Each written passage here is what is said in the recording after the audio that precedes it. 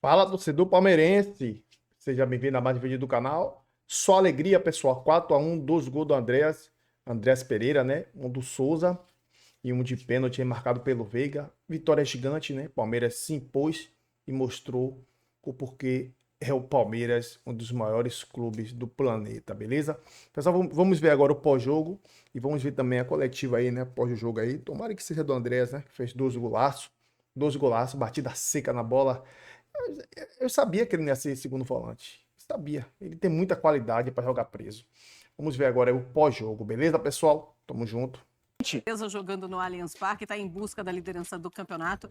Tá ali pertinho do Flamengo. Zupa, boa noite para você. Tudo bem, Marcela? Boa noite a você. Uma ótima noite ao fã de esportes. O sábado está terminando, mas o Sport Center está começando após o chocolate do Palmeiras com o time reserva a maior parte do tempo, atropelando o frágil Fortaleza. Vamos falar sobre isso já já. Pois é, um Fortaleza que está numa situação muito difícil. Os melhores momentos de Palmeiras 4, Fortaleza 1 e uma noite de Andreas Pereira. 2 gols, também com um Fortaleza no segundo tempo praticamente entregue. E aí o Andreas Pereira deitou e rolou. O primeiro gol foi de pênalti com o Rafael Veiga. Fazia tempo que o Rafael Veiga não marcava. Ele marca de pênalti, depois Sousa faz o segundo quando o Fortaleza já tinha um empate com 1-1 e o Sousa faz no segundo tempo, depois 2 gols do Andreas Pereira. 4-1 é o Palmeiras na luta pelo título do Campeonato Brasileiro. Gustavo Zupac. É assim, a gente vai ver agora o gol do Lucas Crispim num lance de ataque triplo, né? O Everton faz 2 grandes defesas, mas anteriormente, no pênalti que a gente viu, o árbitro estava de frente pro lance. O pênalti foi claríssimo e o árbitro não foi capaz de ver. Ele precisou usar a muleta do VAR para marcar um pênalti na fuça dele. Tudo bem que em 30 segundos ele deu o pênalti. Okay. Sabe quando você fica naquela dúvida, será que foi, será que não foi? Vou deixar o VAR agir. É isso, ele usou a muleta, né? E aí o Everton trabalhando muito bem no chute do Breno Lopes, né? Essa aí é uma ativação da chamada lei do ex. E o Everton foi muito bem. O Palmeiras começou bem o jogo, mas no primeiro tempo teve dificuldade de criar chances muito reais, né? Era o time reserva, claro. Só que no segundo tempo o time deslanchou. Dentro desse time reserva, o Abel manteve a estrutura da equipe, né? O Palmeiras joga com uma dupla de ataque, né? Vitor Roque e o Flaco Lopes. Hoje ele fez uma dupla com o Maurício e Rafael Veiga, os dois por dentro, com o Facundo e o Ramon Sousa pelos lados. Os dois jogadores, o Veiga e o Maurício, são muito bons no trabalho de bola, mas não são atacantes, né? Então o Palmeiras perdeu muito de força ofensiva para definir mesmo. O primeiro tempo foi razoável, embora tenha sido melhor do que o Fortaleza. No segundo tempo, o Palmeiras veio com muito mais volume, conseguiu trabalhar muito bem, criando muitas chances, né? Trabalhando muito até sair o segundo gol. O Palmeiras finalizou demais, terminou o jogo com 23 finalizações. E aí aparecem a partir. Essa bola não entrou. Bola não entrou. E mesmo se entrasse, o Facundo me pareceria impedido. E aí o gol do Palmeiras, uma bola longa do Mikael. O Maurício tenta fazer um pivô, mas ele não é um centroavante, não consegue fazer o pivô. E a bola passa e o Ramon Sousa de primeira acerta um chutaço para fazer o primeiro gol dele pelo Palmeiras. Então, assim, os goleadores do Palmeiras viveram uma noite importante, porque o Veiga não marcava há bastante tempo, o Veiga vem de uma temporada ruim, foi apenas o 4º gol do Rafael Veiga, e o Ramon Sousa marca o primeiro, e aí aparece esse cara aí, aliás, ainda não é esse cara aí. Aí aparece o Andreas Pereira, que vai fazer 2 gols para a equipe do Palmeiras, com muita qualidade, esse é o primeiro deles, né, uma batida lindíssima, com liberdade, e o Andreas para também o 4º gol, de um Palmeiras que com o time reserva jogou bem no segundo tempo. Quando entraram titulares, o time claramente melhorou. E um Fortaleza que preocupa demais, Marcela. Claro que o Palermo chegou agora, não tem culpa de nada, né? Tá tentando consertar o time, mas é um Fortaleza de um nível de preocupação muito grande. É uma cara de rebaixamento gritante, a dificuldade que tem para jogar o Fortaleza, e hoje foi amassado pelo Palmeiras, especialmente no segundo. Olha, o time largou. Todo mundo largou. Andando, né? Então uma vitória colocar essa bola ele quisesse. confortável para o Palmeiras. Olha os números, então, desse Palmeiras e Fortaleza. E olha que era um Fortaleza que poderia ter terminado o primeiro tempo, depois daquela bola do Breno Lopes, com 2-1. Poderia ter terminado o primeiro tempo na frente do Palmeiras. Sim. Mas o Palmeiras depois deslanchou também no segundo tempo. Posse de bola, 66% a 34%, 23 finalizações a 8%, 9 finalizações no alvo a 5% do Fortaleza, grandes chances 7-4%, ações na área rival 28-15 e escanteios 11-2, muito pelo que fez também o Palmeiras no segundo tempo. Um Palmeiras que foi em busca da vitória o tempo inteiro, principalmente no segundo tempo. E aí também é covardia, né? Você entra com o time reserva, claro, pensando no jogo da volta contra o River Plate pela Conmebol Libertadores na próxima quarta-feira. E aí, quando dá ali uns 30 minutos, peraí, deixa eu dar um pouco de ritmo. 20 e pouco, né? Deixa eu dar um pouco de ritmo aqui para os meus jogadores que vão entrar na Libertadores na quarta-feira. Aí você coloca Flaco, você coloca Vitor Roque, você coloca Andrés, Felipe Anderson e Evangelista. Os 5 titulares. Os 5 titulares você vai colocando, aí vai ficando ainda mais difícil para o adversário, e não só o adversário Fortaleza, qualquer adversário jogando com esse time titular do Palmeiras, que agora está muito encaixado, vai ter muita dificuldade. Vamos lá para o Allianz Parque, a gente conversa com o Rafael Valente, ele vai trazer um pouco do clima da torcida, como é que os torcedores estão se sentindo depois de uma semana mágica, hein, Valente?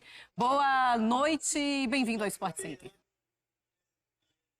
Boa noite, Marcela. Boa noite, Zupac. Boa noite ao fã de esportes. Estou aqui no Allianz Parque, na área em que a gente aguarda a saída dos jogadores para o ônibus da delegação. Vamos ver quem vai parar para falar com a gente. Você perguntava do clima aqui, muita festa no Allianz Parque, muita comemoração da torcida. Foi um jogo que já começou com uma certa festa ali, pela presença no time titular do Rafael Veiga, que recebeu inclusive a faixa de capitão. Abriu o placar para o Palmeiras em cobrança de pênalti. Antes mesmo da cobrança, ele já estava muito ali ovacionado pela torcida. Depois, então, do gol, foi uma loucura. Só que o jogo foi esfriando, né? E muito por conta do que vocês falaram. O Palmeiras entrou com praticamente o time inteiro de reservas. O único titular, o goleiro Everton. E o Palmeiras começou empolgando, mas depois o Fortaleza conseguiu equilibrar ali as ações do jogo. Chegou ao empate. Isso esfriou bastante a torcida do Palmeiras. No segundo tempo, o Palmeiras voltou a ser dominante no jogo, e aí quando entram os titulares, né, aos 25 minutos do segundo tempo, entram 3. Entra o Lucas Evangelista, o Flaco Lopes e o Vitor Roque. O jogo já muda muito, a torcida volta a ficar acesa, e aos 30 minutos aí entram Felipe Anderson e Andreas Pereira, aí praticamente só deu Palmeiras, mostrando muita força, mostrando muito conjunto, muito equilíbrio.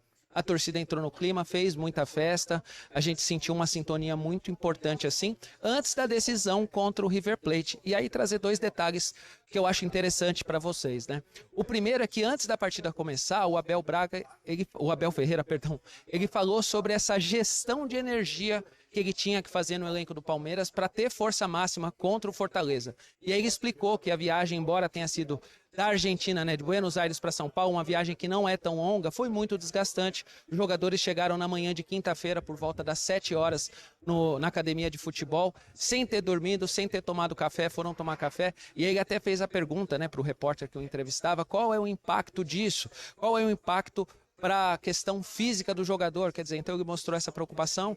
As escolhas, ele falou que foi mais no sentido de ter força máxima e preservar os seus titulares, mas aí sim pôs no final do jogo para todo mundo ali ganhar alguns minutos, o Palmeiras confirmar a vitória, confirmar a segunda posição no Brasileiro.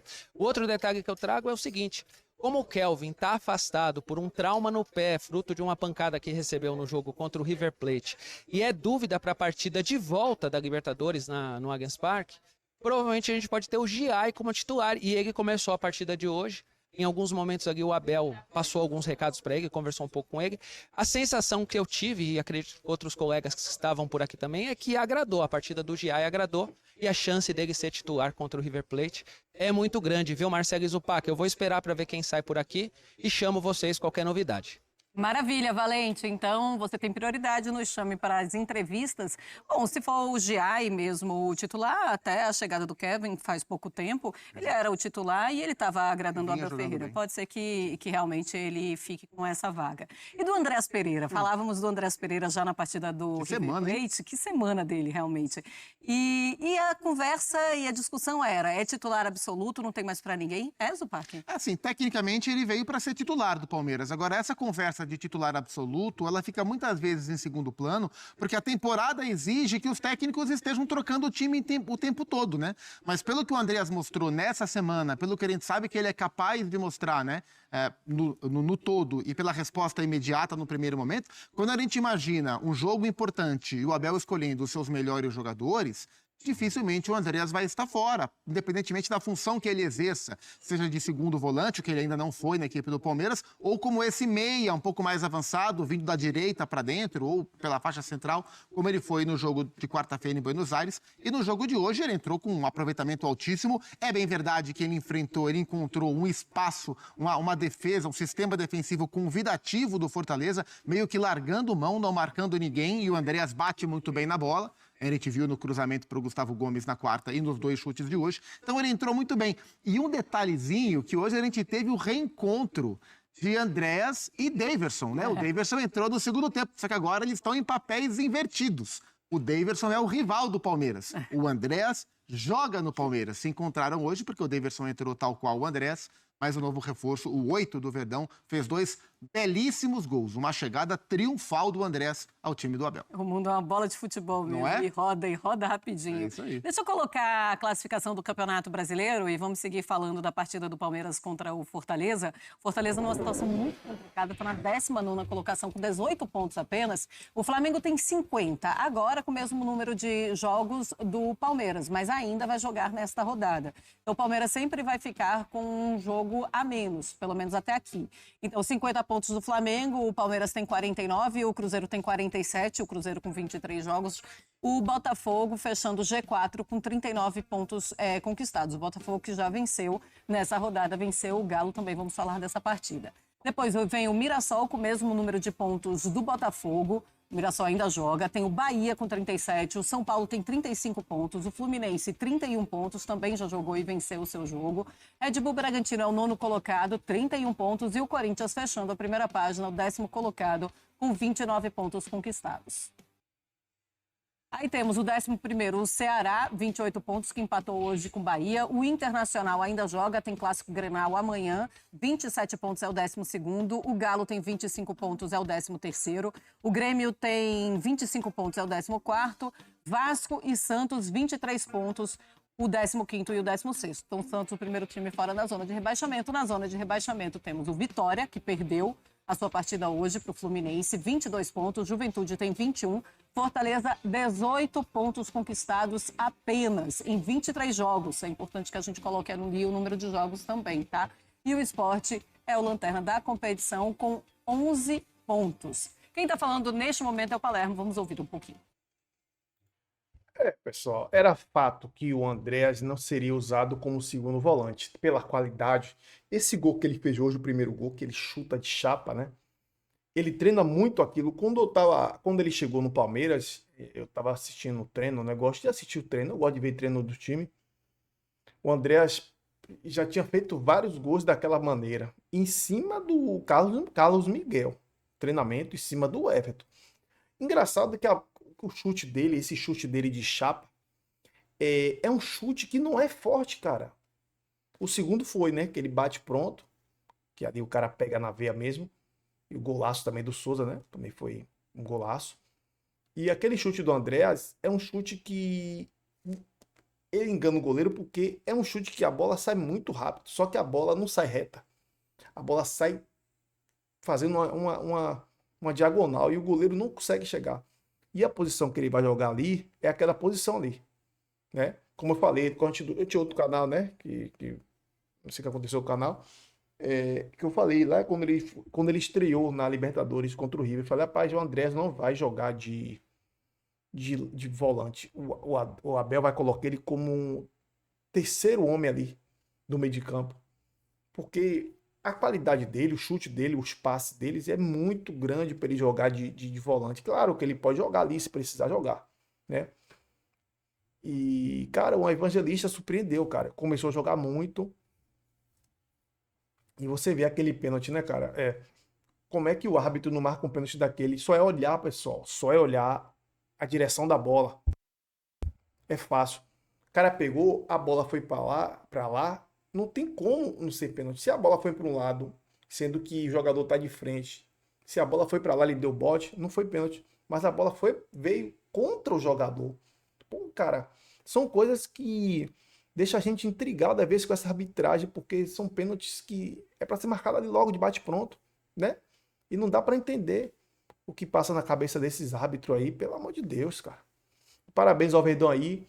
mais 4 gols, 4 no Internacional, 2 no River Plate, 2-1 no River Plate, agora mais 4, 10 gols feitos em 3 jogos. É absurdo, cara.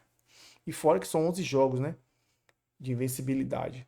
Beleza? Parabéns ao Palmeiras aí, avante palestra, sempre. Estamos de volta com tudo, beleza, pessoal? Se inscreva no canal, deixe seu like e comente suas opiniões aqui abaixo nos comentários.